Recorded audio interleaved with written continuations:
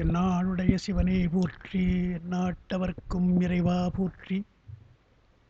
அண்ணாமலையம் அண்ணா போற்றி, கண்ணாரமுதக் கடலே போற்றி. ஏகம்பத்துரையந்தாய் போற்றி, பாகம் பெண்ணுருவானாய் போற்றி. காவாய் கனகத் திரளே போற்றி, கைலை மலையானே போற்றி போற்றி. சிற்றம்பலம் சிற்றம்பலம். எல்லாம் வல்ல எங்கள் ஏகம்பப் பெருமானுடைய திருவடிகளை நான் மனவழிமைகளால் மலை வணங்கிக் கொள்ளுகின்றேன். அன்பிற்கும் மதிப்பிற்கு உரிய சிவஞான அருளின் அறக்கட்டளை நிறுவனர் என் அன்பிற்கிணைய ஞானமையா அவர்களே, என் மதிப்பிற்கும் அன்பிற்கும் உரிய காஞ்சி திருமுறை அருட்பணி அறக்கட்டளை நிறுவனர் சமயச்சுமல் ஐயா அவர்களே, மற்றும் சிவனையச் செல்வர்களே, தாய்மார்களே, உங்கள் அனைவருக்குடைய மனங்கனிந்த வணக்கம். 2 மாத காலம் தமிழ்நாட்டை விட்டு நான் வெளியே இருந்தாலும் திருமந்திர வகுப்பை நான் முடித்துவிட்டுத்தான் சென்ற நினைவு எனக்கு. ஆகஸ்ட் மாதம் முடித்துவிட்டு சென்றோம். இடையிலே 1 மாதம் செப்டம்பர் மட்டும் நம்மாலே வர முடியவில்லை. எனவே அக்டோபர் மாதத்திலே நான் இருக்கிற பொழுதே அவர்கள் தொலைபேசியிலே தொடர்பு கொண்டார்கள். நான் அக்டோபர் வந்து விடுகிறேன், 16 தான் வரதா இருந்தேன். அந்த சிவுடலை காரணமாக 1 வாரம் தங்க வேண்டியதாக இருந்தது. 23ஆம் தேதி வந்து விடுவதாலே நீங்கள் வழக்கம் போல் வைக்கலாம், ஆனால் எதிர்பாராத விதமாக யாழ்ப்பாணம் உடனே செல்ல வேண்டியதாக இருக்கிறது என்று அதையும் நான் சொன்னேன். அதனால் அவர்கள் நியாயமாக நாளைக்கு தான் வைத்திருந்தார்கள். அதனால் 1 நாள் முன்னே வைத்து இன்றைக்கு புதன்கிழமை வைத்துக் கொள்ளலாம் என்று அவர்கள் தேதி மாற்றம் செய்து நம்முடைய வகுப்பை நம்முடைய சிவஞான அருள்நெறி அறக்கட்டளை நிறுவனர் இங்கே முடிவு செய்திருக்கிறார். அதனால் இன்றைக்கு நாம் ஏற்கனவே பார்த்தது கொஞ்சம் நினைவு கொள்ள வேண்டும். பார்த்த தலைப்பு ஒரு அரிய தலைப்பு. திருமூலர் ஆகம முறைப்படி சொல்லுகின்ற தனித்தன்மைகளிலே பிராசாத யோகம் என்பது ஒன்று. சைவத்தினுடைய தனித்தன்மையாக சிலவற்றை அவர் சொல்லுகிறார். அதில் மிக முக்கியமாக நிலையாமையை சொல்லுகிற பொழுது அறநூல்களெல்லாம் இளமை, செல்வம், யாக்கை இந்த 3 தான் நிலையாமை என்று எடுத்து சொல்லுகிறது. வள்ளுவர் அவருக்கே உரிய முறையிலே இளமை நிலையாமையை சொல்லவில்லை, செல்வ நிலையாமையும் யாக்கை நிலையாமையும் தான் அவர் சொல்லுகிறார். இளமை நிலையாமையை சொல்லாததற்கு காரணம், நீங்கள் சொல்லாமலே அந்த நிலையாமை உங்களுக்கு புரிந்து போகும். இளமை என்பது போனால் அது போவது நமக்கு நன்றாக தெரியும். ஜாலங்கள் எல்லாம் காட்டி ஏறக்குறைய நான் 30 வயது தான் சொல்கிறாங்க. இளமை என்றால் 30 வயதை கடந்தால் இளமை போய்விடுகிறது என்று பொருள். அதனால் 30 வயது கடந்தால் நாமே உணர்ந்து கொள்கிறோம் இளமை போய்விட்டது என்று. எனவே அதை நாம் சொல்ல வேண்டிய அவசியமில்லை என்று வள்ளுவர் சுருங்கச் சொல்லி விளங்க வைத்தல் என்ற முறையிலே நிலையாமையிலே நாம் உணர வேண்டியது செல்வமும் யாக்கையும் தான். அதிலே கூட உரையாசிரியர் ஒன்று அழகாக எழுதுகிறார்கள். இளமை போவது என்பது 30 ஆண்டு என்று சொன்னால் இளமை போய்விடும், ஒரு வரையறை இருக்கிறது. யாக்கை நிலையாமை என்று சொன்னால் அதிகபட்சம் 100 கூட வைத்துக் கொள்ளுங்க. ஏன் சிக்கனமாக நம்ம சொல்லுவானே 100 வயது என்றால் அதெல்லாம் ஒரு பெரிய தவம். இன்றைக்கு நான் சிங்கப்பூர் சென்று வருகிற பொழுது டாக்டர் சுபோதினி என்பவர்கள் ரொம்ப ரொம்ப சிறந்த சைத்தாந்தி, நிறைய ஆழ படிக்கிறவங்க. அவங்களுடைய தந்தையாருக்கு 100 வயது. அது தெரியும், அவங்க தான் இருக்கு நமக்கு தெரிஞ்சவங்க இல்லையா, நமக்கு தெரிஞ்சவங்க அவங்கெல்லாம் இந்த ஊரில் 100 வயது. அவங்களுக்கு பெரிய ஆச்சரியம். அது என்னென்னா செப்டம்பர் 11, என்னுடைய இதுவும் செப்டம்பர் 11. அதனால் இல்லை செப்டம்பர் தான்.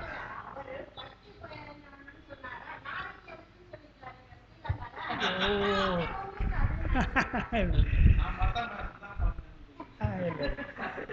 11/9 என்று செப்டம்பர்.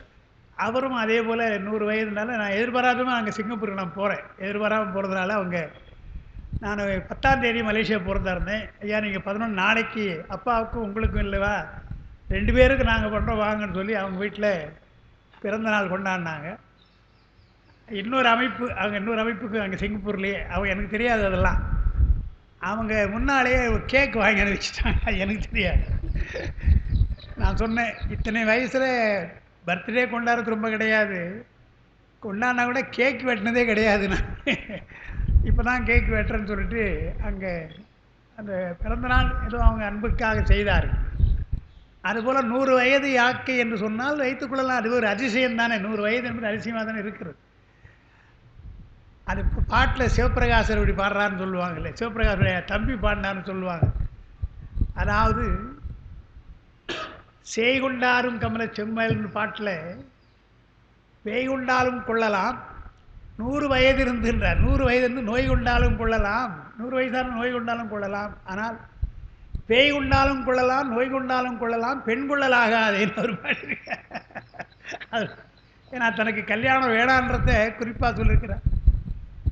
பேய் கொண்டாலும் கொள்ளலாம்னு சொல்லிட்டு 100 வயது இருந்துன்னார். 100 வயது இருந்து பேய் கொண்டாலும் கொள்ளலாம்ன்ற. 100 வயசு என்பது ஒரு அதிசய வயது தான் நமக்கு. அது அப்போ யாக்கை நிலையாமை என்றால் யாக்கைக்கு 100 வயதுன்னு சொல்லியாச்சு நிலையாமை என்று. செல்வத்திற்கு எது நிலையாமை ஆண்டு என்றால் அது சொல்லலைன்றார். உரையாசிரியர் எழுதுகிறார், இளமை நிலையாமை 30 ஆண்டு கழிந்தால் 100 ஆண்டு கழிந்தால் யாக்கை நிலையாமை தெரிகிறது ஓரளவு. செல்வம் எப்பொழுது எந்த ஆண்டு கழியும் என்றால் அதுக்கு ஆண்டே கிடையாது, எப்பொழுது வேண்டுமானாலும் போய்விடலாம். அந்த நிலையாமை இந்த ஆண்டிலே கழியும் சொல்ல முடியாது என்றால் உண்மையிலே நிலையாமைக்கு உரிய பொருத்தமானது எது என்றால் செல்வம்தான். மற்றெல்லாம் நமக்கு வரையறை தெரிகிறது. நம்ம முன்னேற்பாடாக இருக்கலாம். 30 வயதுக்குள்ளே ஏதாவது நம்ம செய்து விடணும், 100 வயதுக்குள்ளே ஏதாவது செய்து விடணும்னு சொல்லலாம். செல்வம் நிலைக்காது என்பது நமக்கு தெரியாதல்லவா, எப்பொழுதும் நின்று விடலாம் என்று தான். கையிலே இருந்தால் உடனே கொடுத்துருங்க, நாளைக்குன்னு சொல்லாதீங்க. அன்று அறிவாம் என்னாது அறம் செய்யுக, மற்றது பொன்றுங்கால் பொன்றா துணை என்று அன்று செய்யலான்னு வைத்துக் கொள்ளாதீங்க அறத்துன்னு சொன்னான். அதனால் அறநூல்கள் எல்லாம் நிலையாமைத்தான் சொல்லுகிறது, இளமை செல்வம் யாக்கை. ஆனால் திருமந்திரத்தில் திருமூலர் உயிர் நிலையாமை என்று ஒன்று எழுதுகிறார். உயிர் நிலையாமை என்று எழுதுகிறார். பழைய உரையில் நான் பார்த்துருக்கிறேன், அது பொருந்தாத உரை. உயிர் நிலையாமை என்பதை உடல் நிலையாமை போலவே உடலிலிருந்து உயிர் பிரிகுதல்லவா, அதுதான் உயிர் நிலையாமை என்று எழுதியிருக்கிறாங்க. ஏன்னா ஒரு உடலில் இருக்காதல்ல உயிர். ஒரு குறிப்பிட்ட ஆண்டு, இப்போ நம்ம சொன்ன 100 வயசுன்னு சொன்னால் அடுத்த பிறப்பு ஏதாவது ஒரு பிறப்பில் அந்த உயிர் கொள்ளலாம். அது ஒரு உடம்பிலே இருக்காது, பல உடம்பிலே போகும் அல்லவா. எனவே அதுதான் உயிர் நிலையாமை என்று உரை அப்படி கொண்டிருக்காங்க. அது பொருந்தார். அப்பாலாம் அப்படி எழுதலை. உயிர் என்று சொன்னால் அறிவுன்னு வைத்துக்கிறாங்க. உயிருக்கு எது சிறப்பு என்றால் அறிவுடைமை தான் சிறப்பு. உயிருக்கு உடம்பு ஒரு உடைமை முதல்ல. ஆனால் முதல்ல வருகின்ற அந்த உடம்பை காட்டிலும் அறிவு அவனுக்கு உடைமை. உயிர்களுக்கெல்லாம் அறிவு உடைமை. அந்த அறிவு என்பது நிலைக்காது. உயிருக்கு உள்ள உடைமையாக இருக்கிற அறிவு நிலைக்காது. நமக்கே பார்க்கணும், நேற்று ஒன்று எண்ணியிருப்போம், இன்று நாம் எண்ணியதே தவறாக சொல்லுவோம். நாம் தவறாக எண்ணிவிட்டோம் என்று மாற்றிக்கொள்வோம். நம்முடைய எண்ணங்களை மாற்றிக்கொள்வோம், கருத்துக்களை மாற்றிக்கொள்வோம். எனவே அறிவு என்பது நிலையாது என்பதை அவர் சொல்லுகிறார். அதை சொல்லுகிற பொழுது சித்தாந்த முறையில் சொல்கிற பொழுது பொதுவாக அறிவு நிலையாது. நாம் நேற்று இருந்த அறிவு இன்று இல்லை, அதிகமாக வளர்ந்து போயிருக்கணும் நாம் சொல்லலாம். இன்னொன்று சித்தாந்த முறைப்படி சொல்லுகிற பொழுது அந்த அவஸ்தைகள் சொல்கிறாங்க இல்லையா, உயிர் புருவ நடுவிலே நிற்கும், அதற்கடுத்து கண்டத்திலே, அதற்கடுத்து இதயத்திலே, அப்புறம் மணிப்பூரகம் மூலாதாரம் என்று 6 ஆதாரங்களே 5 அவஸ்தைப்படுது இல்லையா. 5 அவஸ்தைப்படுவதாலே அது நிலையாமை உடையது. கீழால் அவஸ்தை மேலால் அவஸ்தை என்று உயிர் நிலைக்காது, ஒரு இடத்திலே நிலைக்காது என்று அதையும் பொருளாக சொல்லுகிறார்கள். உயிருக்கு அறிவு நிலையாது என்பது ஒரு பொருள். உடம்பிலே இருக்கிற பொழுது உயிர் ஒரு இடத்திலே இல்லாமல் புருவ நடுவிலே 35 கருவிகளோடு இருக்கிறது. கண்டஸ்தானத்திற்கு வருகின்ற பொழுது அந்த உயிருக்கு 25 கருவி தான், 10 கருவி போய்விடுகிறது. இதயஸ்தானத்திற்கு நீங்கள் போனீங்கன்னு சொன்னால் 3 கருவி தான். அதற்கு பின்னால் துரியத்திற்கு போகிற பொழுது 2 கருவி, துரியாதீதத்தில் மூலாதாரத்தில் 1 தான் என்று இப்படி உயிருக்கு உள்ள கருவிகள் மாறுதல் இல்லையா, அவஸ்தைப்படுது இல்லையா. அதைத்தான் நிலையாமை என்று சொல்லுகிறார் திருமூலர் என்று அப்படியும் உரை எழுதுகிறாங்க. அதையும் ஏற்றுக்கொள்கிறார்கள். அப்போது மற்ற அறநூல்களை காட்டிலும் ஆகமத்தில் வருகின்ற திருமந்திரத்திலே உயிரிழையாமை என்று சொல்லுகிறார். அதே போல் அவஸ்தைகளில் பரா அவஸ்தை என்று ஒன்று சுத்தாவத்தின்னு சொல்லுவாங்க பொதுவாக. அதை பராவஸ்தை என்று அந்த தலைப்பில் திருமூலர் எடுத்தாளுகிறார், பராவஸ்தை சொல்கிறார். அதுக்கு பின்னால் யோகம் என்று வருகின்ற பொழுது பிராசார யோகம், அஷ்டாங்க யோகம் என்பது பதஞ்சலி போன்றவர்கள் எழுதிய அந்த யோக நூல். ஆனால் சைவ சித்தாந்தம் சொல்வது பிராசார யோகம், அது பிரணவ யோகம் என்று அதை தனியாக சொல்லியிருக்கிறார். இதுபோல தனித்தன்மையாக திருமந்திரத்தில் சில விஷயங்களை அவர் சொல்லி செல்கிறார். அவையெல்லாம் ஆகமசாரம். அந்த வகையில் நாம் 3ஆம் தந்திரத்தில் கலைநிலை என்ற அந்த தலைப்பில் பிராசார யோகத்தை நாம் படித்து வருகிறோம். அந்த ஆகஸ்ட் மாதம் நாம் படித்தோம். அதில் பிராசாதங்களில் 2 துவாதசகலா பிராசாதம், சோடசகலா பிராசாதம் என்று 2ஆக பிரிக்கிறாங்க. அது என்ன அர்த்தம் என்றால், பிரணவத்தை ஓம் என்ற பிரணவத்தை 12ஆக 14ஆக பிரித்து தியானிப்பது. மந்திரங்களை கணித்து தியானிக்கிறோம் அல்லவா, அதுபோல பிரணவத்தையே 12 கலையாக, கலை என்றால் கூறு என்ற அர்த்தம், பகுதி கூறு. அந்த 16 கலையாக 12 கலையாக பிரித்து தியானிக்கிற பொழுது அந்த தியானம் நமக்கு தடைப்படும். ஏன்னா தியானம் தடைப்படாத தியானம் என்று பொதுவாகவே தியானம் நமக்கு தடைப்படும். நீங்கள் சும்மா அப்படி உட்கார்ந்து தியானிக்கலாம்னாலே அது நம்மளால் முடியாது. ஏன்னா மனம் ஒரு நிலையில் இல்லாமல் அலைவாய்ந்து கொண்டிருக்கும். அது குரங்கு போலன்றாங்க. எனவே சாதாரண தியானமே கஷ்டம். அதுக்கு முன்னால் அதுக்கு மேற்பட்டு தியானத்தில் பிரணவத்தை தியானிக்கணும், ஓங்காரத்தை தியானிக்கணும் என்றும், அந்த ஓங்காரத்தை அகார உகார மகாரமாக 12 கலையாக 16 கலையாக பிரிக்கணும் என்று சொன்னால் அது புரிந்து கொள்வதும் ரொம்ப கஷ்டமாக இருக்கிறது. அதைத்தான் நம்ம படிச்சிருக்கிறோம். அந்த உங்களுக்கு நினைவுக்காக சொல்கிறவங்களுக்கு கலைநிலை என்பதில் 3ஆம் பக்கத்தில் நம்ம படிச்சிருக்கோம். அகாரம் உகாரம் மகாரம் என்று சொல்லிட்டு, அப்புறம் விந்து, அர்த்தசந்திரன், நிரோதினி என்று 3, நாதம் நாதாந்தம் சக்தி என்று 3ஆக பிரிக்கிறது. இப்போ ஆ என்பதை நாம் சிந்திக்கலாம் முதல்ல. ஏன்னா அதனுடைய வரி வடிவம் நமக்கு தெரியும், ஒலி வடிவம் நமக்கு தெரியும். அதே போல் உகாரம் மகாரம். அந்த ஆ உ மாவிலேயே ஆ என்பது ஒரு மாத்திரை, ஊ என்பது ஒரு மாத்திரை, இம் என்பது அரை மாத்திரை. அந்த அரை மாத்திரையை தியானிக்கணுன்றாங்க. இம் என்ன மெய்யெழுத்து, அரை மாத்திரை தான் அதுக்கு உள்ளது. அப்பர் பெருமானுடைய தாண்டகத்தில் வரும் அரை மாத்திரையில் அடங்கும் அடி என்று அவர் சொல்கிறார். அரை மாத்திரையிலே அடங்குகின்ற பெருமான் என்றால் அந்த மகாரத்திற்கு மேல் போகின்ற நிலையெல்லாம் நமக்கு அரை மாத்திரைக்கு இன்னும் குறைவாக போகும். அது நாம் சொல்லலாமே தவிர சிந்திப்பது என்பது அவ்வளோ சுலபம் கிடையாது. அப்படி தியானிக்கிற பொழுது எழுத்தாக, அப்புறம் மெய்யெழுத்தாக, அதுக்கப்புறம் விந்தாக நாதமாக நாம் சிந்திக்கணும் என்று அதைத்தான் 12ஆக பிரித்திருக்கிறாங்க. அந்த பிரிப்பைத்தான் நம்ம சொன்னோம். இதெல்லாம் அன்றைக்கி நடத்தின விஷயம். அகார உகார மகாரம். விந்து என்பது தூல விந்தாக முதல்ல சொல்லணும். அர்த்த சந்திரன் என்பது சூக்கும விந்து.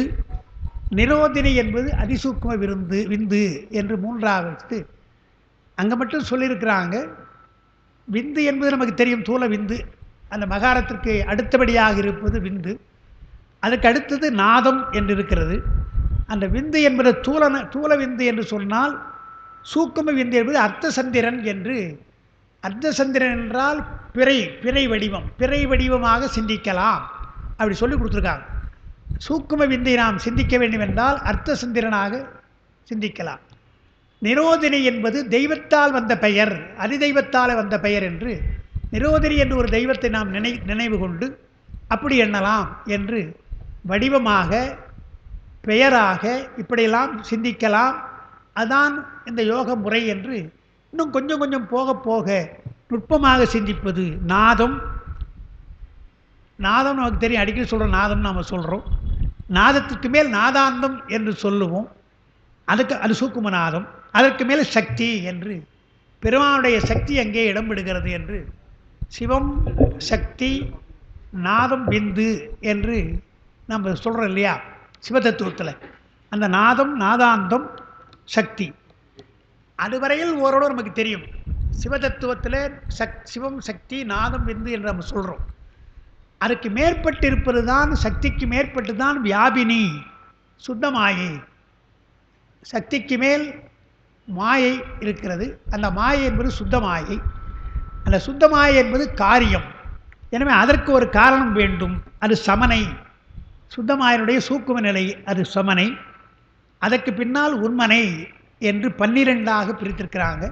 இந்த 12ல் சமனை உண்மனைன்னு இருக்கு இல்லையா, அடுத்து எழுதியிருக்கிறோம். வியாபினி சமனைக்கு இடையிலே 4 வகையான சுத்தமாயனுடைய கூறுகள். வியோமரூபிணி, அனந்தை, அநாதை, அனாசிருதை என்று 4ஆக. அப்போ 12 4 16 கலையாக பிரிக்கும். பிரித்து நாம் சிந்திக்க வேண்டும் என்று அந்த விடயங்களை தான் உங்களுக்கு 4ஆம் பக்கத்தில் சிந்திக்க சிந்திக்க நமக்கு என்ன தோன்றும் என்றால், முதல்ல அகார உகார மகாரம் போனவுடனே எழுத்துக்களை கடக்கிறோம். எழுத்துக்களை கடப்பதால் ஒரு திகைப்பு நிலை ஏற்படும் என்றால் நமக்கெல்லாம் பொருள் விளங்குவது சொல்லால் தான். சொல்லால் விளங்குவதை நாம் குறிப்பால் கண்களால் சொன்னாலே நம்மளால் புரிந்து கொள்ள முடியாது, கையால் சொன்னாலும் புரிந்து கொள்ள முடியாது.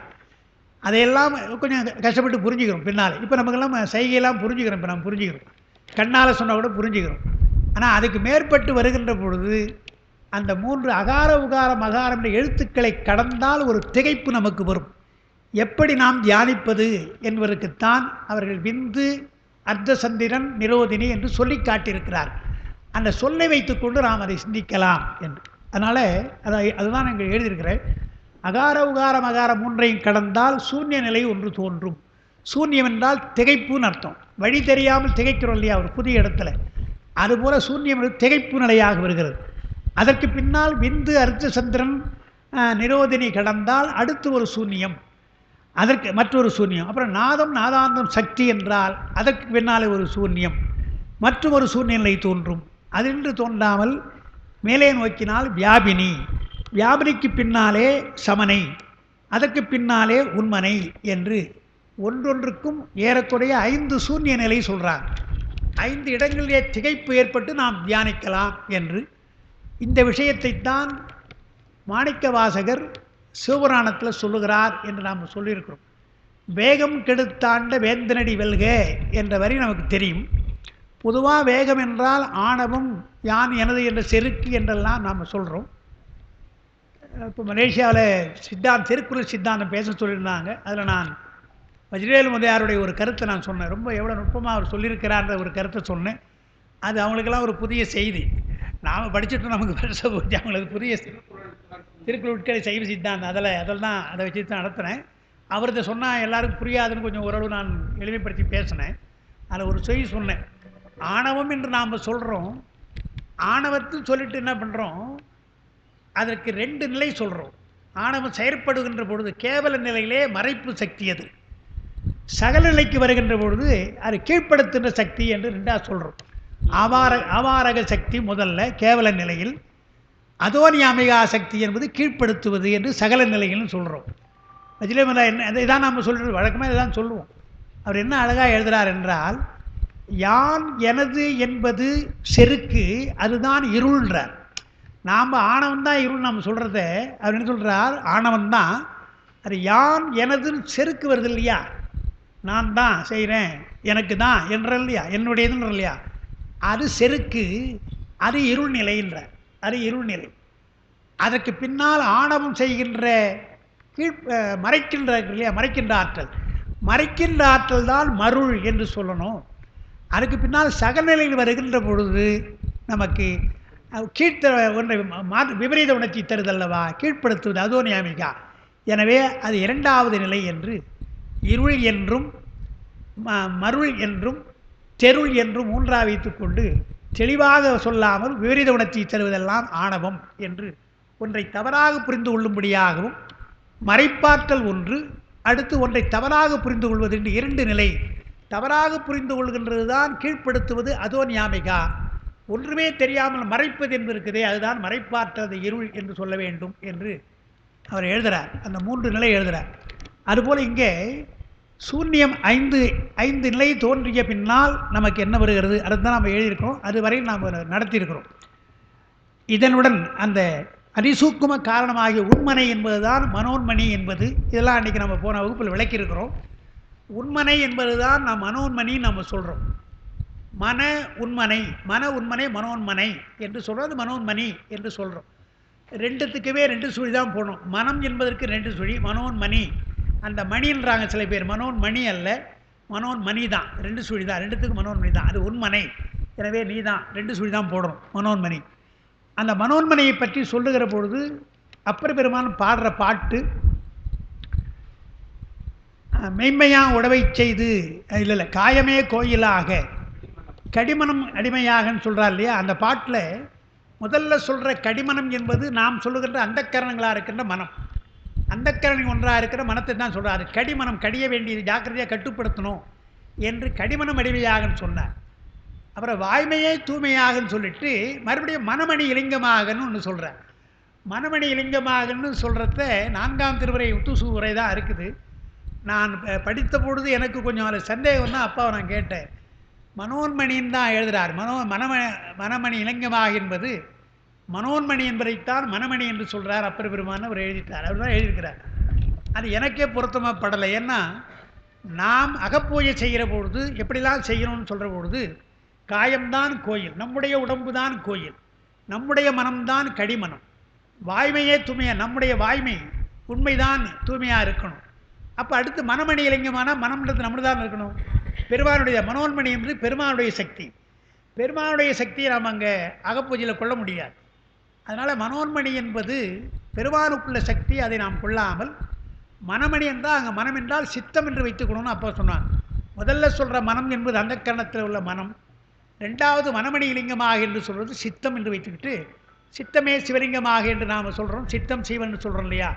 எனவே சித்தம் சிவலிங்கமாக வைத்து சொல்லலாம் என்று அவங்க அப்பா எழுதுனாங்க. ஆனால் மனோன்மணி என்று சில பேர் அதை கொள்கிறாங்க, அது வேறு. இந்த உண்மனை என்பதற்கு இல்லையா, உண்மனை மனோன்மணி என்று வைத்துக்கணும். இந்த மனோன்மணி வந்த பின்னால் மனோன்மணி நிலைக்கு நம்ம போயிடும். சிந்தித்து போனவுடனே இதனுடன் பாசங்கள் யாவும் கழிகின்றன. நமக்கு இருக்கின்ற நாதம் நாதாந்தம் என்ற அந்த எல்லாம் கழிந்து போகிறது. கழிந்த பின்னாலே பெருமானிடத்திலே போகிறோம். யாவும் கழிவதால் ஒரு பெரிய சூன்ய நிலை தோன்றும். அங்கு அசையாது உரைத்து நின்றால் அங்கே பரம்பொருள் தோன்றும்.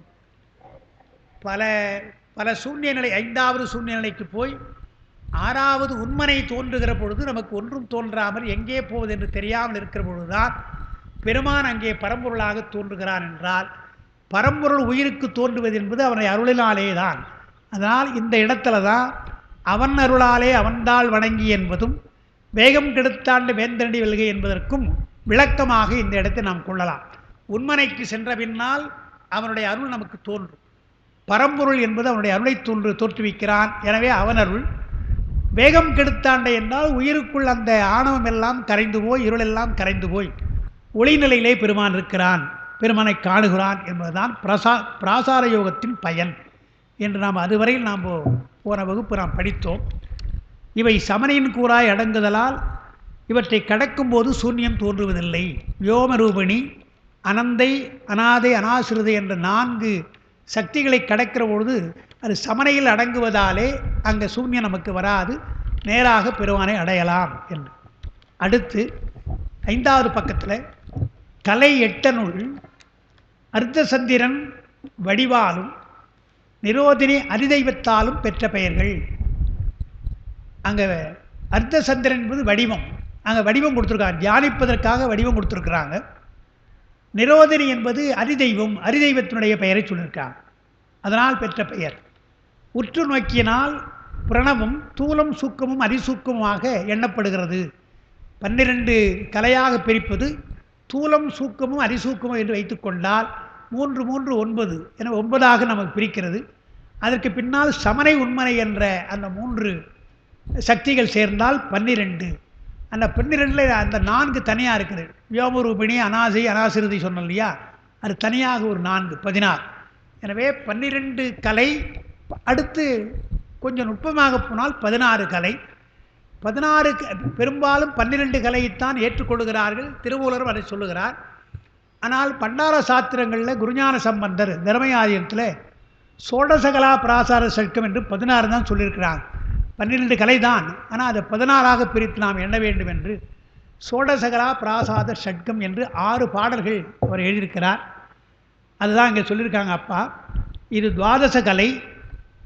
அப்புறம் துவாதச கலை நிற்கும் இடங்கள் 12 இடங்கள் என்ன? மணிபூரகம், அநாகதம், விசுத்தி, ஆக்ஞை. ஆக்ஞைக்கு மேல் நாம் சிந்திக்கணும், அது நிராதாரம். ஆக்ஞைக்கு மேல் அதன் வியாபகமாகிய நெற்றி நடு, ஆக்ஞை தான் புருவ நடு, ஆக்ஞனுடைய வியாபகம்தான் நெற்றி நடு. தலையின் முற்பாதி நெற்றி நடுவிற்கு மேல் 1.5 அங்குலம், உச்சி தலையின் நடு, தலையின் பிற்பாதி உச்சிக்கு பின்னாலே 1.5 அங்குலம் என்று இப்படி உச்சிக்கு மேல் 12 அங்குலம் ஆகிய நிராதாரம். நம்ம துவாரசாந்தம் சொல்கிறது தான். நிராதாரத்தில் 12 அங்குலத்தை எப்படி எண்ண வேண்டும் என்றால் 4, 4, 3, 1 அங்குலம் அங்குலமாக 4 அங்குலம், அதுக்கடுத்து ஒரு 4 அங்குலம், அதுக்கடுத்து 3 அங்குலம், அதற்கடுத்து 1 அங்குலமாக உண்மனை என்று செல்ல வேண்டும் என்றால் அந்த அங்குல எல்லைகளாக 4 இடம். பிரம்மரந்திரம் என்பது உச்சி என்னும் தானம். யாவினிக்கு மேல் சமன இடமாய் நிராதாரத்திலே 3ஆம் தானமாக 3 அங்குலத்திலே இருப்பது தான் சோடசகலை என்று அந்த 4, 4, 3, 1 என்று எண்ண வேண்டும். இதெல்லாம் தியானத்திற்குரியது. அந்த எண்ணிக்கையை சொல்கிறார். அப்புறம் வியாமரூபிணி, அனாதி, அனாதி, அரசிறுதி என்னும் 4 அடங்கி நிற்பன. இவற்றின் இயல்பெல்லாம் இதையெல்லாம் நீங்கள் படிக்க வேண்டும் என்றால் 4 பாடல் 4 நூல்கள் சொல்லியிருக்கிறாங்க. பிராசாத நான்மணிகள் என்று தர்மயாரியத்திலே அதை போட்டிருக்கிறாங்க, பதிப்பு போட்டிருக்கிறாங்க. ஒன்று குருஞான சம்பந்தருடைய சோடசகலா பிராசாத ஷட்கம், இரண்டாவது அவருடைய ஞான குருவாக விளங்கிய கமலை ஞானப்பிரகாசன் அவருடைய பிராசாத மாலை, அப்புறம் காழி கண்முடைய வள்ளலார் மரபிலே வந்த ஒருவர் பிராசாத தீபம், காவை அம்பலவானவருடைய பிராசாத அகவல் என்னும் நூல்களால் நன்கு உணரலாம். அவ சோடசகலா பிராசாத ஷட்கம், பிராசாத மாலை, பிராசாத தீபம், பிராசாத அகவல், இந்த 4ஐயும் பிராசாத நான்மணிகள் என்று தர்மயானத்தில் போட்டிருக்காங்க. இப்பவும் கிடைக்கும். அதை நீங்கள் படிக்கலாம். இதனுடைய விரிவாக திருமந்திரத்தினுடைய விரிவாக நீங்கள் அதை படிக்கலாம்.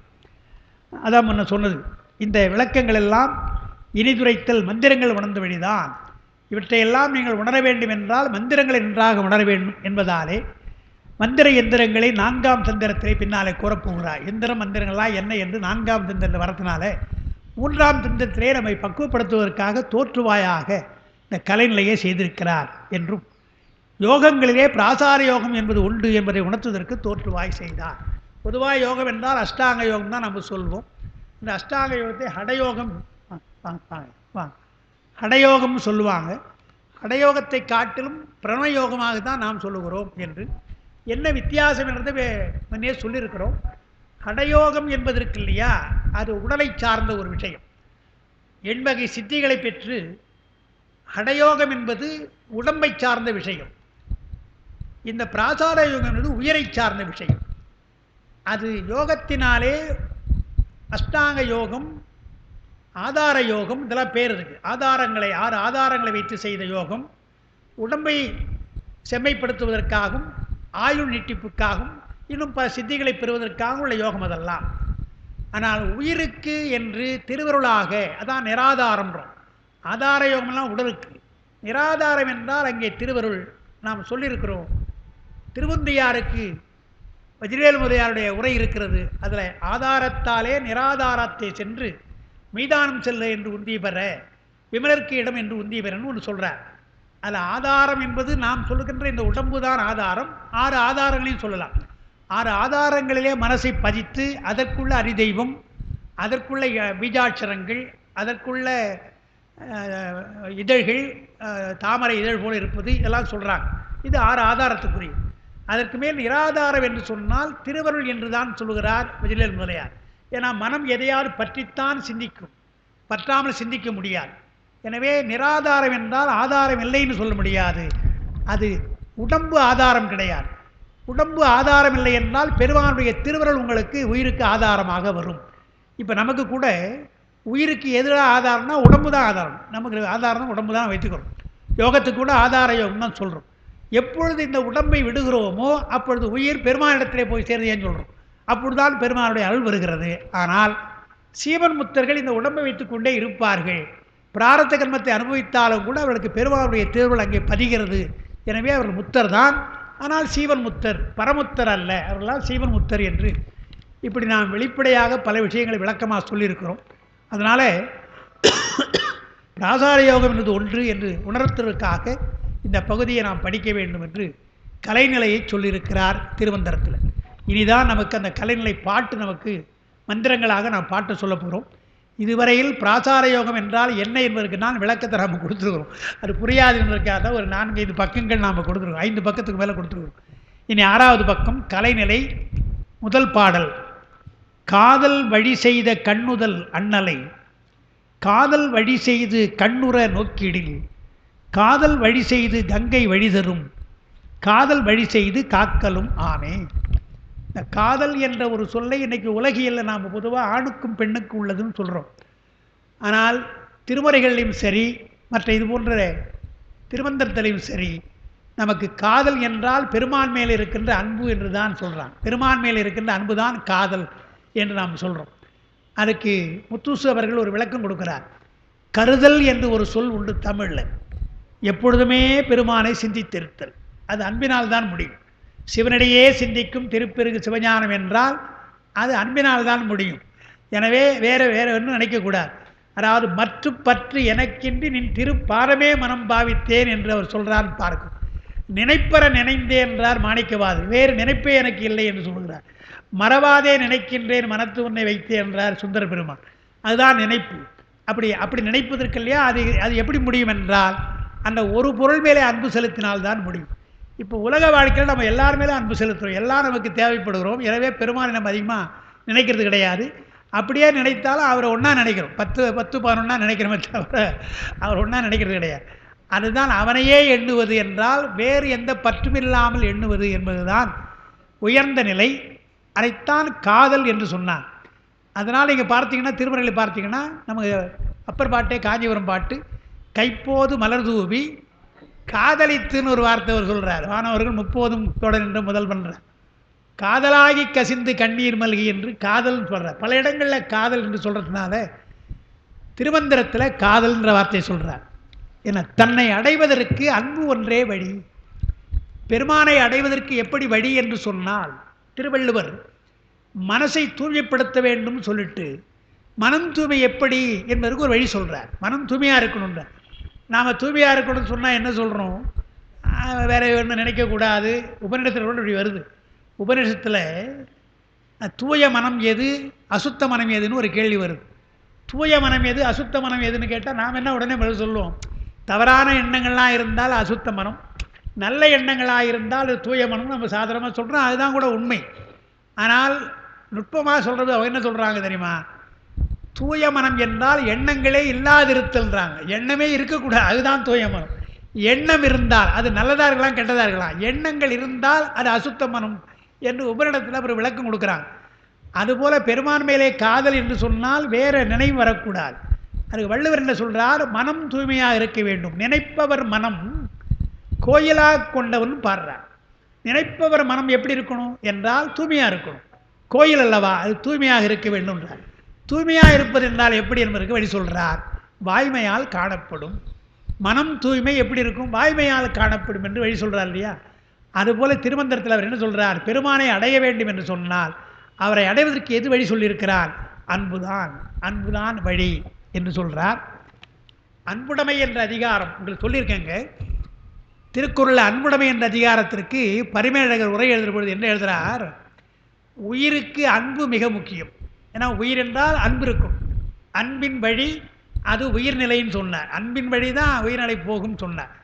அப்போது அவர் என்ன சொல்கிறார்? உயிருக்கு அன்பின் வழி தானே. அப்போ அந்த அன்பை காட்ட வேண்டும் என்று சொன்னால் என்ன செய்ய வேண்டும் என்றால் ஒரு உடம்பை எடுக்க வேண்டும். எனவே பிறப்பு என்பதை ஏன் எடுக்கிறது உயிர் என்று சொன்னால் நாமெல்லாம் வினையை தான் சொல்கிறோம். அவர் என்ன சொல்கிறார்? உயிர் தன்னுடைய அன்பை காட்டுவதற்கு பிறப்புக்குள்ளே வருகிறது, வந்து எல்லாரையும் உறவாக கொண்டு அன்பு கொண்டாடுகிறது, அன்பை தருகிறது என்றால் உடம்பு என்ற துணையில் என்றால் அன்பை தர முடியாது. எனவே அன்புடம் என்பது என்றால் உயிர் அன்பை வெளிப்படுத்துகின்ற ஒரு வழி. அதற்குத்தான் பெருமான் உடம்பை தந்திருக்கிறான். உடம்பை ஆண் பெண்ணாக படைத்திருக்கிறான். அதனால் இல்லறத்தை தந்திருக்கிறான். எனவே இல்லறத்திலே அன்புடைமை என்று சொன்னார் என்று இல்லறத்திலே அன்புடைமை என்ற அதிகாரத்திற்கு இவ்வளவு தூரம் விளக்கம் எழுதுகிறார் என்று பார்க்கிறோம். அதுபோல இங்கே தன்னை அடைவதற்கு அன்பு ஒன்றே வழி என வகுத்தது முக்கட்பரம்பொருளாகிய சிவபெருமான். அன்பை தரும்படி எது என்றால் அறிவுன்றார். அன்பை தருவது அறிவுன்றார்.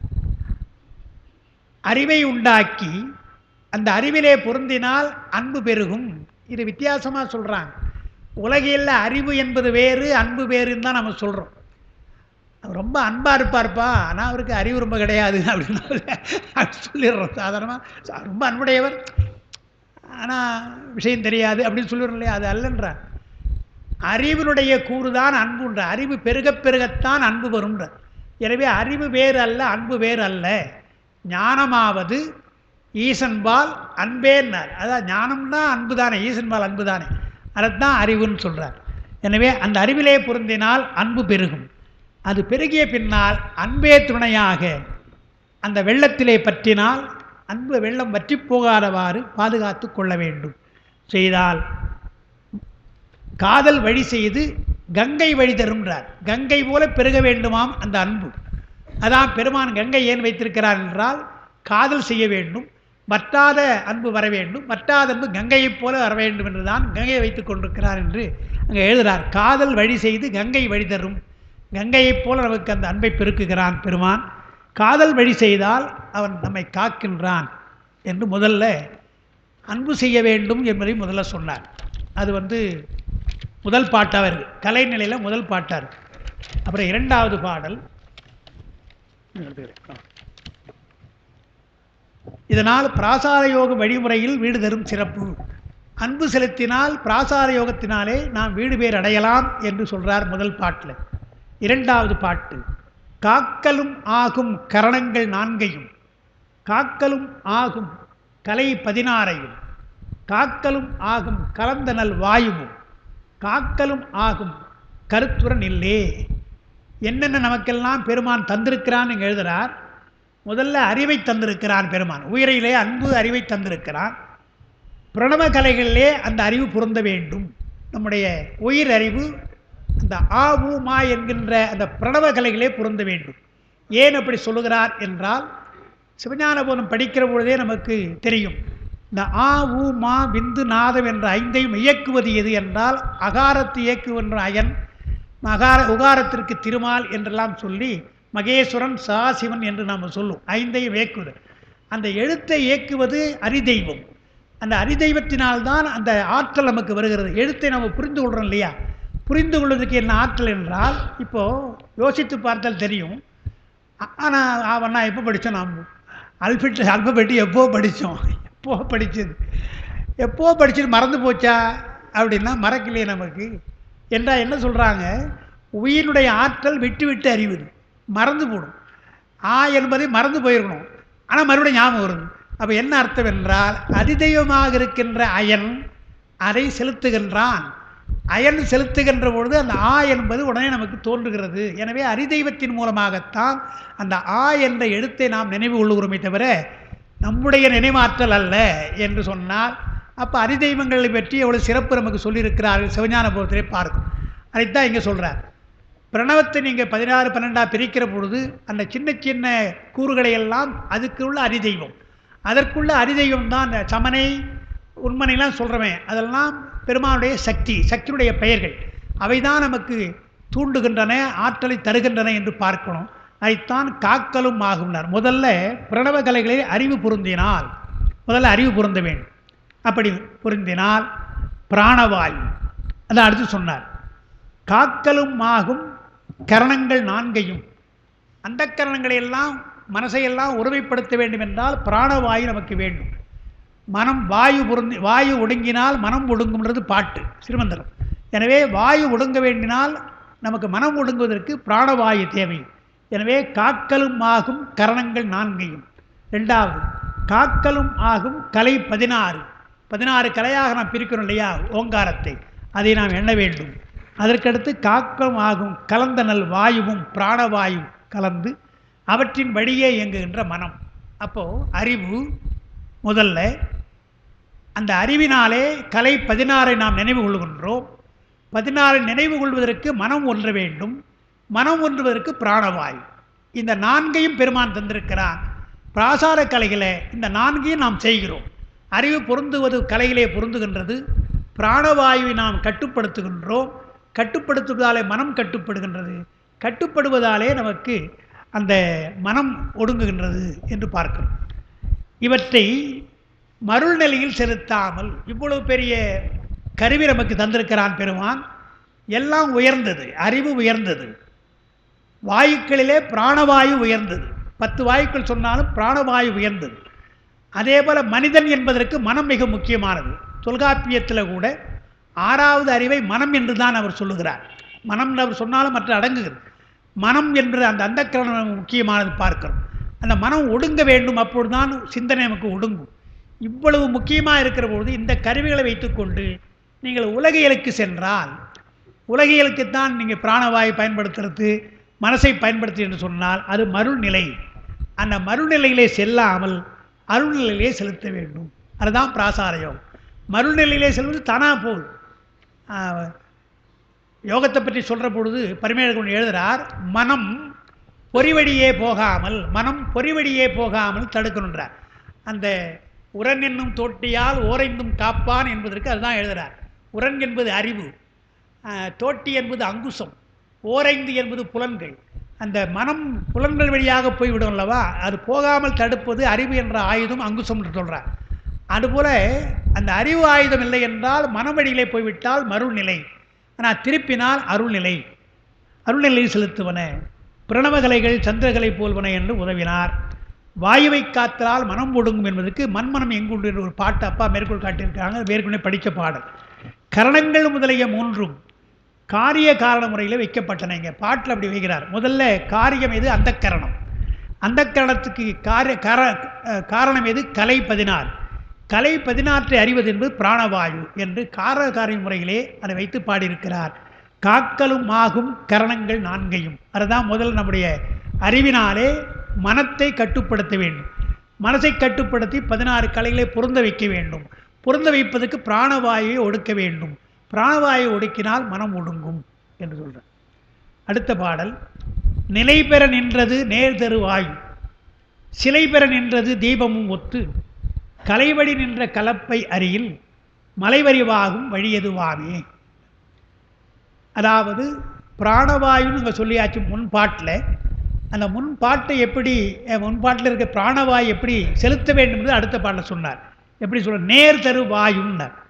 பலமும் இடமும் செல்லாமல் பிராணவாயு இடகலை வழியாக பிங்களை வழியாக போயிடும். அது நமக்கு சுலபமாக போயிடும்.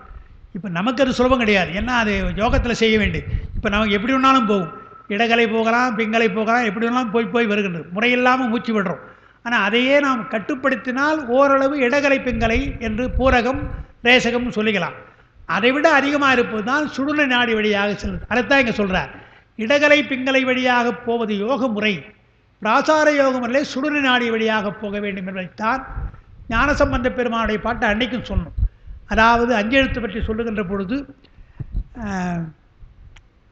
என்ன முதல் வரி, சுடுநீர் ஏனை வழி திறந்து ஏற்றுவார்க்கு இடம் இல்லையா, ஏனை வழி அதை சொல்கிறார் இல்லையா. ஏனை வழி திறந்து ஏற்றுவார் என்றால் ஏனை வழி என்பது சுடுனை நடி என்று பார்க்கிறோம்.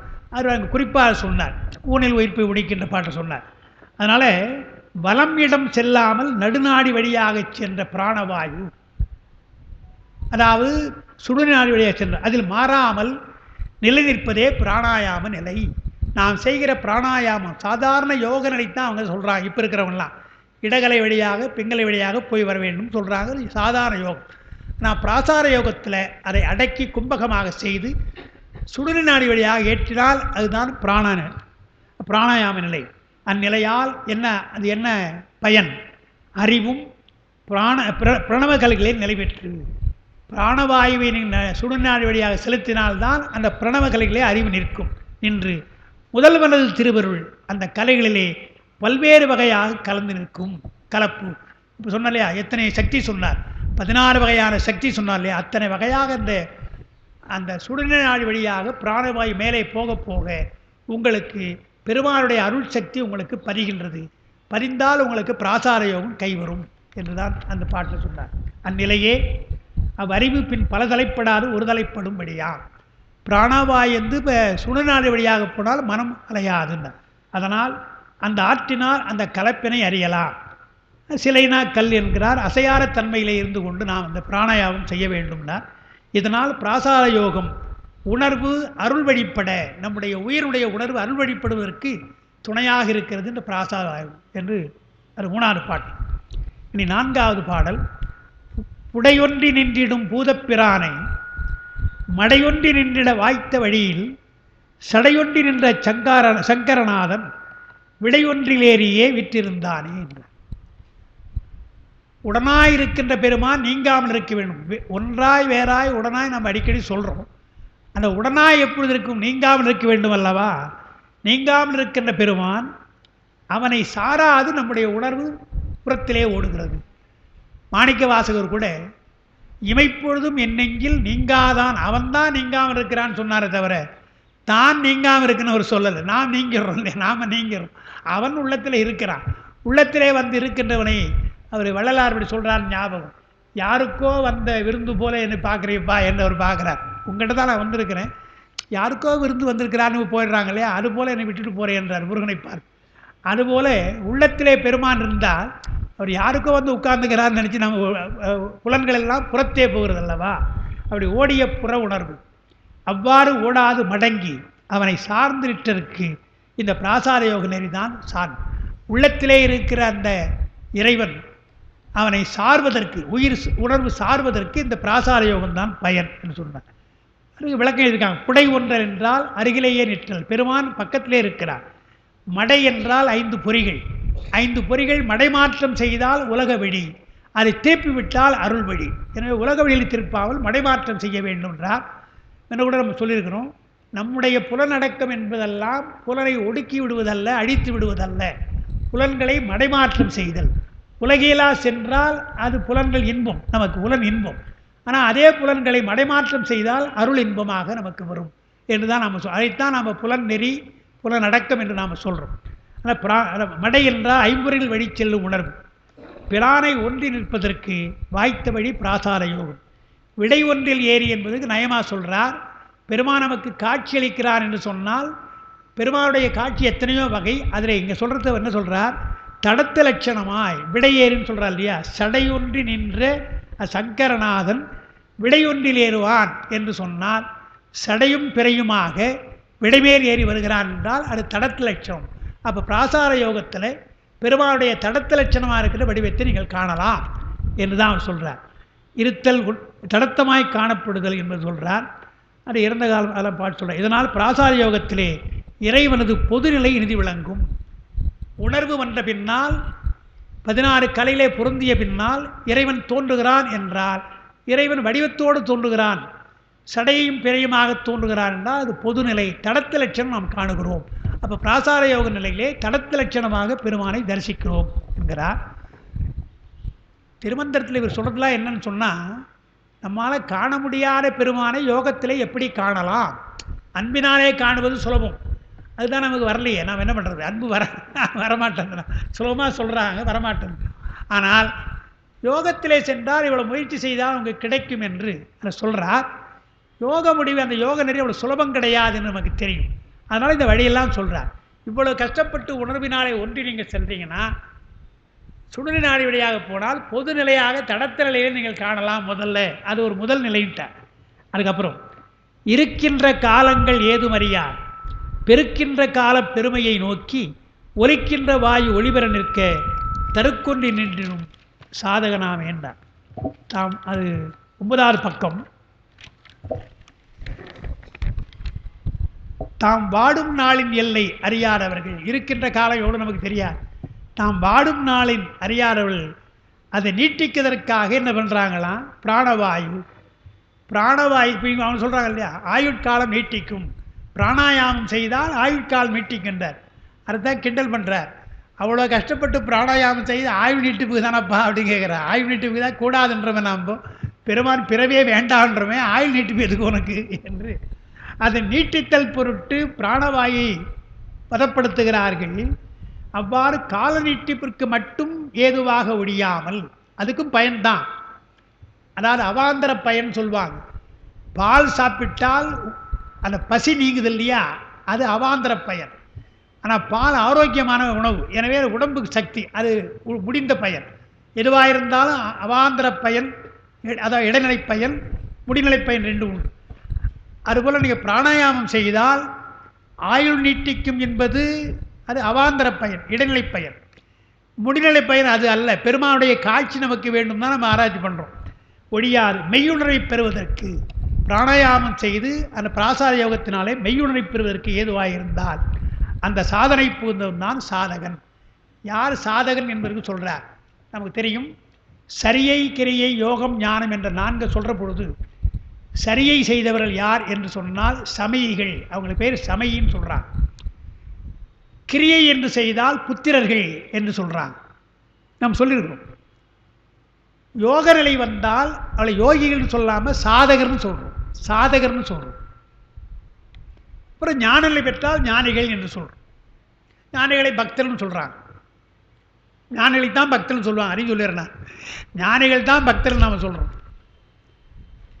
அப்போது யோக நிலையிலே சாதகன் ஒரு வார்த்தை சொல்லியிருக்கார் இல்லையா? எது சாதகம் என்றால் பிராணவாயு செலுத்தி ஆயுள் நீட்டிப்புக்கு மட்டும் செய்தால் அது சாதகன் அல்ல, அவன் யோகின்னு சொல்லிவிடணும். அவனை யோகத்தினாலே யோகி அவன், அவ்வளோதான். ஆனால் பெருமான் திருவருளை பெறுவதற்காக, மெய்யுணர்வை பெறுவதற்காக பிராசார யோகம் செய்தால் அவன் சாதகன். அதனால் சாதகனும் ஆமை என்று அந்த சாதகன் என்ற பெயரை திருமந்திரத்தில் சொல்கிறார். சாதனத்துக்கு சாதகன் பேரின்பத்திலே திளைத்து நிற்பான், வாயுவை அங்கனம் நிறுத்துக, நிற்குமாறு நிறுத்துக, மற்ற விளக்கு எழுதியிருக்காங்க. எனவே இதனால் எடுத்த பிறப்பில் ஞானத்தை பெற விழுபவர். இந்த பிறப்பிலே, எடுத்த பிறப்புனா இந்த மானிட பிறப்பு, இந்த எடுத்த பிறப்பிலே ஞானத்தை பெற விளைபவர் வாழ்நாள் நீட்டிப்பின் பொருட்டு பிராணாயாமத்தை உறுதுணையாக செய்தல் வேண்டும் என அனுவாத முகத்தால் வலியுறுத்தப்பட்டது. உடம்பு நிலைக்க வேண்டும் என்றால் பிராணாயாமம் செய்யணும், மெய்யுணர்வு என்று சொன்னால் பிராசார யோகம் செய்ய வேண்டும். எனவே அடுத்து வருகின்ற காயசித்தி, காலசக்கரம் என்னும் அதிகாரங்களுக்கு வழிவகுத்ததும் ஆயிற்று. எனவே பிராசாத நெறியல்லாத பிற நெறி யோகங்கள் எல்லாம் சிறப்பில என்பது பெறப்பட்டது என்று அந்த 9 பக்கம் நாம் முடிச்சிருக்கிறோம். அதில் என்ன அவர் சொல்கிறார், யோகம் செய்யுங்க, அது உடம்பை பலப்படுத்துவதற்காகத்தான். அடுத்த பாட்டை அவர் சொல்ல போகிறார், உடம்பை வளர்த்தேன் உயிர் வளர்த்தேன்னு சொல்ல போகிறார். நாம் சாதாரணமாக உடம்பை வளர்த்தேன் உயிர் வளர்த்தேன்னு அடிக்கடி சொல்லிகிட்டு இருக்கிறோம். எங்கே சொல்கிறான்னு பார்த்தீங்கன்னா, இவ்வளோ தூரம் சொல்லி பிராசார யோகமெல்லாம் செய்து கால நீட்டிப்பு, வாழ்நாள் நீட்டிப்புக்காக பிராணவாயுவை பயன்படுத்தி மெய்யுணர்வு பெறுவதற்காக சாதக நிலைக்கு சென்ற பின்னால் உங்களுடைய உடம்பு சரியாக போச்சு, காயம் சித்தி பெற்று விட்டது. காய சித்தி பெற்றுவிட்டு யோகத்திலே பெருமானை அடையலாம் என்பதற்குத்தான் அந்த காயசித்தி என்றும் காலசக்கரம் என்றெல்லாம் பின்னால் சொல்லப் போகிறார். நமக்குள் வகுக்கப்பட்ட காயம், காலத்தை பற்றி சொல்ல போகிறார். அதை நாம் சிந்திக்கலாம் நினைக்கிறேன். அது 10வது 6வது பாட்டு. ஆமாம், 10வது பக்கம் 6வது பாடல். கலைநிலைன்னு கொடுத்துருப்பேன்.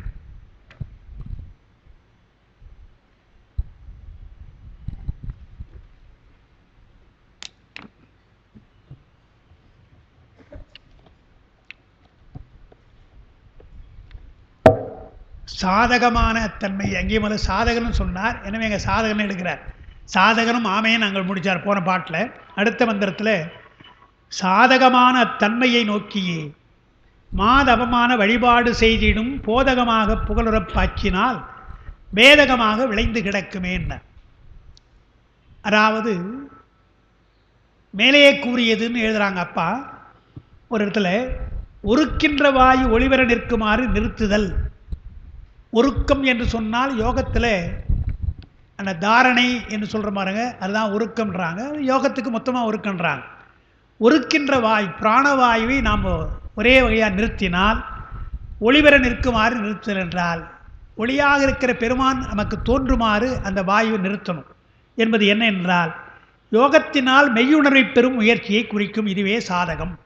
யோகத்தினாலே மெய்யுணர்வு பெறுவதற்கு, மெய்யுணர்வு பெறுவது எத்தனையோ வகை, எத்தனையோ வழி. அதாவது நூல்களினாலே மெய்யுணர்வு பெறலாம், குருவினாலே பெறலாம் என்றெல்லாம் வருது இல்லையா? இது தம்முடைய யோகத்தினாலே, நாம் செய்கின்ற பிராசார யோகத்தினாலேயே பெருமான் நமக்கு மெய் உணர்வை தருவான். பொய்யுணர்வு என்கின்ற நிலையாமை நமக்கு நீங்கிவிடும், உலக நிலையாமை போய்விடும்.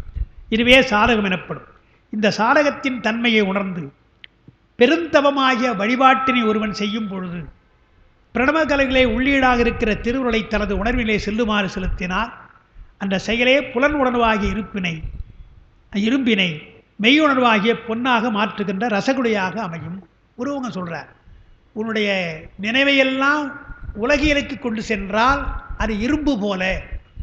அதே கருவிகள் தான், அதே பிராணவாயு தான், அதே புலன்கள் தான். அதை அப்படியே அருளுக்கிரி செலுத்தினால் இரும்பு பொன்னாவது போல.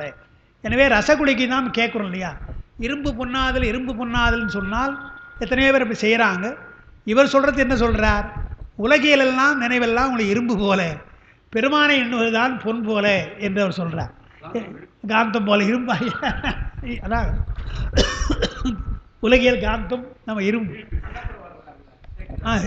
சொல்கிறார். இரும்பு பொன்னார், வேத திட்ட இரும்பு பொன்னார போல சொல்கிறார். உணர்வாகிய இரும்பினை மெய்யுணர்வாகிய பொன்னாக மாற்றுகின்ற ரசகுடைய அதுதான் இந்த சாதகத்தினுடைய பயன். அப்புறம் ஒன்று முக்கியமாக சொல்கிறாங்க, வழிபாட்டிலே புறத்தே செய்யும் வழிபாடு தவம் என்று அடங்கும், அகத்தே செய்யும் வழிபாடு தான் யோகம். பொதுவாக யோகம்னு நம்ம சொல்கிறோம், அதுவும் ஒரு வழிபாடு தான்றாங்க. யோகத்தினாலே பெருமானை வழிபடுவது என்பது மிக முக்கியம், அது ரொம்ப அரிதான ஒன்று. ஆனால் புறத்திலே நாம் செய்கிறோம் இல்லையா, அதாவது சரியை கிரியை செய்கிறோமே, அவையெல்லாம் புறத்தே செய்கின்ற வழிபாடு, அதெல்லாம் தவம் என்று பெயர் வரும். கிரியை செய்கிற பொழுதே ஒரே தீட்சை தான், நமக்கு தெரியும், விசேட தீட்சை தான் ஒரே தீட்சை. அந்த விசேட தீட்சையில் அது என்ன சொல்கிறாங்க, கிரியாயோகம் என்று தான் சொல்லுவாங்க. சரியை கிரியை யோகம் சொல்ல மாட்டாங்க, சரியை கிரியாயோகம். ஏன் அப்படி சொல்கிறாங்கன்னா, கிரியையும் யோகத்திற்கும் ஒரே தீட்சை தான், விசேட தீட்சை. அது மட்டுமல்ல, கிரியையினுடைய முடிவிலே, பூசையினுடைய முடிவிலே நாம் தியானிக்கின்றோம், பெருமானை தியானிக்கிறோம். அந்த தியானம் என்பது யோகத்தினுடைய ஒரு கூறு, ஒரு உறுப்பல்லவா தியானம். எனவே நாம் செய்கிற வழிபாட்டிலேயே தியானம் என்று வருவதாலே அந்த விசேட தீட்சையிலே அதை கிரியா யோகம் சொல்கிறாங்க. அந்த யோகம் அது பெருமானை எண்ணுதல். அதனால் அகத்தே செய்கின்ற வழிபாடு நமக்கு யோகம்ன்றார். தவம் சரியை கிரியை, எனவே அவற்றை விட மேலானது யோகம். அந்த யோகத்துக்குள்ளும் சிறந்தது பிராசார யோகம். பொதுவாக சரியை கிரியை யோகம்னு நாம் சாதாரணமாக தியானிக்கிறோம் இல்லையா, அது சாதாரண யோகம். அந்த யோகத்துக்கு மேல் சிறந்தது இப்போ நான் சொன்ன பிராசார யோகம், அதுதான் தனியாக கலைநிலை என்று அவர் சொல்லிக் கொண்டு வர்றாரு. 6வது பாட்டு சொல்கிறாரு, வழிபாடு செய்யும் பொழுது அகமாக புகழுரையின கூட்டி பொருளுரைக்கு பாட்டில் வருது. சாதகமான தன்மையை நோக்கினால் மாதவமான வழிபாடு செய்திடும். மாதவம் என்பது சரியை கிரியை, மாதவமான வழிபாடு என்பது சரியை கிரியை. அப்புறம் போதகமாக புகழுரை பாய்ச்சினால், போது அகமாக அந்த அந்த அகத்திலே அதை செலுத்தினால், அந்த மனசை அகத்திலே செலுத்தினால், புகழுரை பாய்ச்சினால். வேதகம் என்று சொன்னால் இரும்பு பொன்னாதல், வேதித்து விற்றுணலாம் என்பது போல வேதகம் என்பது ரசவாதம். ரசவாதத்துக்கு வேதகம் என்று தமிழில் பெயர். அதனால்தான் இன்றைக்கு கெமிஸ்ட்ரிக்கு கூட வேதியியல் என்று தான் தமிழ் மொழிபெயர்த்திருக்காங்க, வேதியியல் என்று. எனவே இரும்பு பொன்னாத ஒன்று மாறாக செய்தல்லவா. எனவே இரும்பை பொன்னாக்குற ரசவாத வித்தைக்கு வேதகம். நம்முடைய தாய்வானவர் ஆசைக்கோர் அளவில்லை என்ற பாட்டில் அம்பொன் மிக வைத்த பேரும் சொன்னார். முதல்ல அவர் ஏற்கனவே நிறைய பொண்ணுலாம் நிறைய இருக்குதான், ஒன்று இல்லைன்னா பரவாயில்ல. அம்பொன் மிக வைத்த பேரும் நேசித்து ரசவாத வித்தைக்கு அலைந்து நெஞ்சு புண்ணாவர்ல, அவன் கிடைக்காத அந்த பொண்ணுன்ற, நேசித்து ரசவாத வித்தைக்கு அலைந்து நெஞ்சு புண்ணாவார் அப்படின்னு பாடுறார். எனவே இங்கே அது அல்ல. ரசவாத வித்தை என்பது உலகியலை கடந்து அருளியலுக்கு செல்வதுதான் ரசவாத வித்தை என்றார். குட்டி அகம் என்பது கலைகள் உள்ளிடம், அது திருவள்ளிக்குறைத்து பாய்ச்சுதல் உணர்வை செலுத்தல், பாட்டுக்கு விளக்கம் கொடுத்துருக்காங்க. சாதகமான தன்மையை நோக்கினால், ஒரு சாதகனுக்கு எது தன்மை என்றால், தவமான வழி செய்கிற சரியை கிரியை யோகம் செய்கிற பொழுது உள்ளே இருக்கிற அந்த பிராசார யோகத்துக்குள்ளே செல்ல வேண்டும். அதுதான் போதகமாக புகழ்ந்து பாய்ச்சினால், உணர்வை பாய்ச்சினால் இரும்பு பொன்னாவது போல உலகியல் தூர்ந்து அருளிகள் அங்கே வெளிப்படும்னார். கிடந்தது தானே கிளர்பயன் 3, நடந்தது தானே உள் நாடியுள் நோக்கி, பறந்தது தானே பங்கயமாக, தொடர்ந்தது தானே சோதியில் நின்றே. அப்படி செலுத்தினால் என்ன என்பது அடுத்த பாட்டை சொன்னார். வேதகமாக விளைந்து கிடக்கும் எனப்பட்ட பயன் தரும் சாதகம் 3 பயன் தரும். 3 பயன் என்னென்ன? அந்த சாதகத்தில் என்ன பயன்? 1, எப்போதும் இயல்பாக இயங்கும் பிராணவாயுவின் வழி உணர்வு புறத்தே ஓடும். எப்பொழுதுமே பிராணவாயு இயல்பாக இயங்கினால் புறத்தே ஓடுவது. அதை என்ன பண்ணுறோம், சாதகத்தினாலே அதை சுடுனை நாடி வழியாக செலுத்தினால் வாயுவின் வழி உள்நோக்கி படரும். பயன் முதல்ல என்ன, புறத்தே ஓடுகின்ற அந்த உணர்வை வாயுவை பின்னால் திருப்பி உள்ளே போகிறோம். உள்ளே போனால் உள்ளுணர்வு வருகின்றது. பின் உச்சிக்கண்ணதாகிய பெரிய தாமரை மலர், பிராசார யோகத்திலே உச்சிக்கண்ண தார சாந்தம், உச்சிக்கண்ணதாகிய பெரிய தாமரை மலர் எடுத்து அவ்வாயின் வழி படிமுறையால் புக கொஞ்சம் கொஞ்சமாக இந்த சகஸ்ரதளம் என்று சொல்லுகின்ற அந்த இடத்துக்கு நாம் போகிறோம். துவாதச அந்தம் என்கின்ற அந்த பகுதிக்கு போகிறோம். போனால் வழிமுறையாக போக அந்த இடத்திலே நன்கு விளங்கும் பேருடையாகிய திருவருள், துவாரசாந்தத்திலே உங்களுக்கு திருவருள் ஒளி கிடைக்கும். கீழுள்ள ஆதாரங்களில் நின்று அவ்வுடவிற்கு விடயமாக தொடர்ந்து விளங்கி வரும். கொஞ்சம் கொஞ்சமாக ஆதார யோகத்திலிருந்து கடந்து நிராதார யோகத்துக்கு போய் கடைசியில் உண்மனைக்கு போகிற பொழுது ஒளிமயமாக நமக்கு தோன்றுவார். அதுதான் பயனர். என்ன 3 பயன் அப்போ தனியாக எழுதியிருக்கிறாங்க. புலன்கள் மேல் சென்ற அவா அறுபடும். நீங்கள் இந்த சாதகத்தினாலே பிராசார யோகத்தினுடைய பயன் என்ன என்றால் புலன்கள் மேல் பற்று வராது. முதல்ல புலன்கள் மேல் சென்ற அவா அறுபடும். இரண்டாவது திருவருள் தோற்றம், ஒளிமயமாக ஒரு திருவருள் தோன்றும். திருவருள் பேரு, அதுக்குள்ளே நீங்கள் அடங்குகிறீர்கள். பின்னால் ஆனந்தம் கிடைக்க போகுது. எனவே திருவருள் பேரு. மேல் பாடலில் ஒளிபறை என்றார். முன்ன பாட்டில் ஒளிபறை என்று சொன்னார். அதுதான் இங்கே திருவருளை பெறுதல் தான். அது எதுபோல என்பதற்கு உதாரணம் அப்பா எழுதியிருக்கிறாங்க. பொழுது புலர்தல், செவ்வொளி தோன்றுதல், ஞாயிற்றை காண்டல். 3 ஸ்டெப். அது காலங்காத்தால் நீங்கள் உட்கார்ந்து கொண்டிருந்தீங்கன்னா முதல்ல பொழுது புலருன்ற, அதாவது திருப்பள்ளி எழுச்சியில் பாடுற பொழுது அருணன் இந்திரன் திசையினார் இல்லையா, அந்த அருணன் என்பவன் ஒரு ஒளிதான், செவ்வொளிதான் அருணன். பின்னால் தான் சூரியன் வரப்போகிறார். கருணையின் சூரியன் இழையடன்னு அதிலே பாடுறார். எனவே முதல்ல பொழுது புலர்வது தெரியும், அப்புறம் லேசாக ஒளி தெரியும், அப்புறம் ஞாயிறு தெரியும். அதே போல் இங்கே உங்களுக்கு பிராசார யோகத்திலே பொழுது புலர்வது போல புலன்கள் எல்லாம் பற்று நீங்கும் முதல்ல. அதற்கு பின்னால் அருணன் தோன்றுவது போல உங்களுக்கு திருவருள் செவ்வொளி தோன்றுவது போல லேசாக ஒளி தோன்றும். பின்னாலும் முழுமையாக ஞாயிறு தோன்றும்னாரு. இவ்வளவு தூரம் படித்த பின்னால் தான் இன்று எனக்கு அருள் இல்கடிந்து உள்ளத்து எழுகின்ற ஞாயிறை போன்று புரிகிறது. ஆனால் ஏன்னா அந்த பாடலில் சாதாரணமாக படிச்சிடறோம் நம்ம. ஆனால் அது என்ன சொல்லியிருக்காங்க, நமக்கு இதெல்லாம் படித்ததுனால தான் அதனுடைய பாட்டுக்கு அர்த்தம் தெரியுது. அவர் என்ன, இன்று எனக்கு அருளின்ட்டார், இருள் கடிந்தார் உள்ளத்து எழுகின்ற ஞாயிறே போன்று நின்றனின் தன்மை நினைப்பற நினைந்தேன் என்று எல்லாம் இந்த யோகத்தை தான் அவர் சொல்கிறார். நீங்களால் பெரிது மற்றின்மை வேறு ஒன்றுமே பார்க்கலைப்பா. சூரிய ஒளியை பார்க்கும்போது நமக்கு என்ன தோன்றுது? கன்னியாகுமரி கிட்ட போய் நிற்கிறவே சூரிய வரான் அப்படியே பார்த்துருக்குறோம், வேறு ஒன்றுமே நமக்கு தோன்றாது. அதே போல் பெருமானுடைய ஒளி தோன்றினால் வேறு ஒன்றும் நமக்கு தோன்றாதல்லவா. அது நம்ம கைலாயத்தை போய் பார்க்க முடியாது வராங்க இல்லையா, அந்த மாதிரி தான் நம்முடைய தவம். அப்போ ஒளி தோன்றினால் வேற ஒன்றும் நமக்கு தோன்றாது. அதனால தான் இப்போ சொல்கிறாங்க நமக்கு சுத்த நிலை என்பது என்ன என்று சொன்னால் பேர் ஒளி தோன்றுதல் தான். நம்ம கேவலம் சகலம் சுத்தம் சொல்கிறோமே, அதுக்கு என்ன உதாரணம் சொல்கிறோம்? கேவலம் என்பது இரவு நிலைன்னு சொல்கிறோம், சகல நிலை என்பது பகல் நிலைன்னு சொல்கிறோம், பகல் என்று சொல்கிறோம். பகல்னு சொல்லாமல் எப்படி நியாயமாக பகல்னு சொல்லணும், எப்படி சொல்கிறோம்? இரவு பகல்னு நம்ம சொல்கிறோம், இராப்பகல் என்று சொல்கிறோம். மூணாவது சொல்கிற போது இராப்பகல் அற்ற நிலை என்று சொல்கிறாங்க. இரவும் கிடையாது பகலும் கிடையாது, வெறும் ஒளியாக இருக்கிற சுத்த நிலைன்னு சொல்கிறோம். அப்போ ஞாயிற்றை பார்க்குற பொழுது வெறும் பேரொளி தானே தோன்றுகிறது. அதுதானே மாணிக்கவாசகர் பாடுறார். அதனால் அது என்ன தெரிஞ்சு சொன்னாங்க, அந்த பாட்டு ஹிருதய பாட்டுன்னு சொல்லியிருக்காங்க. திருவாசகத்திலே அது ஹிருதய பாட்டுன்னு சொன்னாங்க. நாம் என்ன நினைக்கிறோம், ஹிருதயத்தில் பட்டு பாடுறாரு என்று எனக்கு அருள் இருள் கிடைந்து இதயத்தில் வருது என்று. அது அல்ல, திருவாசகத்தினுடைய முக்கியமான இடமே அதான்ப்பா. யோகத்தை சொல்கிற இடம் முக்கியமான பாட்டு அந்த பாட்டுன்னு அவங்க சொல்லியிருக்கிறாங்க. அதுதான் அந்த பாட்டை நம்ம ஞாபகம் வச்சுக்கணும்.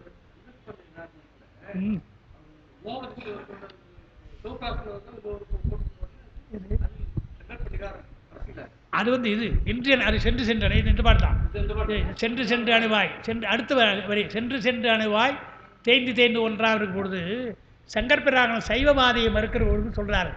பதி பசு பாசம் முதிர் அறிவுள்னு பதிஞானம் பசுஞானம் பாசஞானம் 6 இருக்குது.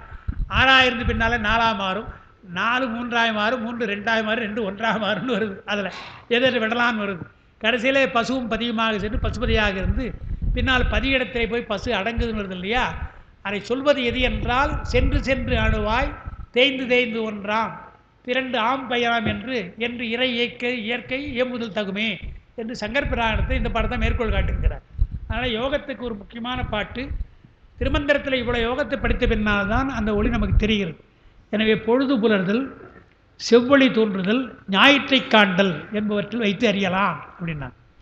அடுத்தது தானே எழுந்த தத்துவ நாயகி, சக்தியாக இருந்தால் தத்துவ நாயகின்றார்.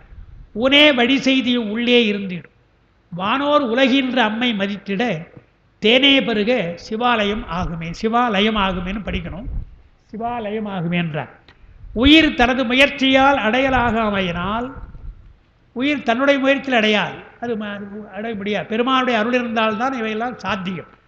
தானாக புலப்பட்டு நிற்கும் மெய்ப்பொருளாகிய தலைவி உயிருக்கு உதவுவதற்காக தானாக வருகின்றாள். தானே வந்து எம்மை தலைகளித்து ஆட்கொண்டருளும் பாண்டார். எனவே தானே வருகின்ற திருவருள், தானாக புலப்பட்டு நிற்கும் மெய்ப்பொருளாகிய தலைவி தன்னை நாம் அடைவதற்கு இவ்வுடம்பையே வழியாக அமைத்து நம்முள் இருக்கின்றாள். இந்த உடம்பு சக்தி தானே மாயா காரியம். உடம்பை சக்தியாக கொண்டு உள்ளத்துக்குள்ளே பெருமாட்டி இருக்கிறாள். இந்த உடம்பை இயக்குகிறாள். அவளையே நாம் பொருளாக கொண்டால், திருவளையே நாம் பொருளாக கொண்டால், இந்த உடம்பு சிவானந்தமாகிய தேனை பெருகி இன்புறுகின்ற இடமாகிவிடும் என்றால், இவ்வளோ தூரம் அவர் சொல்கிறதும் உடம்பிலே உயிர் இருக்கிற பொழுது செய்கின்ற யோகம். அப்போது உண்மையான பேரின்பத்தை உடம்பை விட்டு உயிர் சென்று பேரின்பம் அடையுதுன்னு சொல்கிறோம் இல்லையா, அந்த இன்பத்தை இங்கே அடையலாம்ன்றார். அது எத்தனையோ பாட்டு நமக்கு சொல்லலாம். அதில் தென்னிலா அமர்ந்த வேணியாய் பாட்டு அதை தான் சொல்கிறார் சுந்தர பெருமான் சொல்கிற பொழுது. தென்னிலா அமர்ந்த வேணியாய் உன்றன் திருநடம் கும்பிடப் பெற்று மண்ணிலே வந்த பிறவியே அவர் நம்முடைய அப்பர் பெருமான் மனித பிறவின்னு தோடு நிறுத்திக்கிட்டார். மனித பிறவி வேண்டுவதே நிறுத்திக்கிட்டார். இவர் அதுக்கடுத்து ஒரு ஸ்டெப் போகிறார். என்ன போகிறார்? மனித பிறவி தான் என்னென்னா, மண்ணிலே வந்த பிறவியே எனக்கு வாலிதான் இன்பம்ட்டார். பேரின்பம் தான் எனக்கு, அது துன்பம் அல்ல. அங்கே சென்றால் பிறவி இல்லாத ஒரு இன்பம் எனக்கு கிடைக்கும், அது வேண்டாம், இங்கேயே அந்த இன்பத்தை நான் பெறுகிறேன் என்று நடராஜ பெருமானை பார்த்தால் மண்ணிலே வந்த பிறவியே எனக்கு வாலிதான் இன்பம். வாலிது என்றால் தூய்மையானதுன்னு அர்த்தம். இங்கே வருகின்ற ஒரு இன்பமெல்லாம் புலன்களால் வருவது, அதெல்லாம் தூய்மையற்றது. ஆனால் பெருமாளுடைய தரிசனத்தால், தில்லை தரிசனத்தால் கிடைப்பது தூய்மையான இன்பம் அல்லவா, அதனால் வாலிதாம் இன்பம் என்று சொன்னார். அதுதான் இவரும் சொல்கிறாரு. இவையெல்லாம் ஊனே வழி செய்தான். உமையம்மையாக இருக்க திருவருள் ஊரை கொடுத்து உடம்பை கொடுத்து இந்த பிராசாத யோகத்தை செய்யும்படியாக செய்தாள்.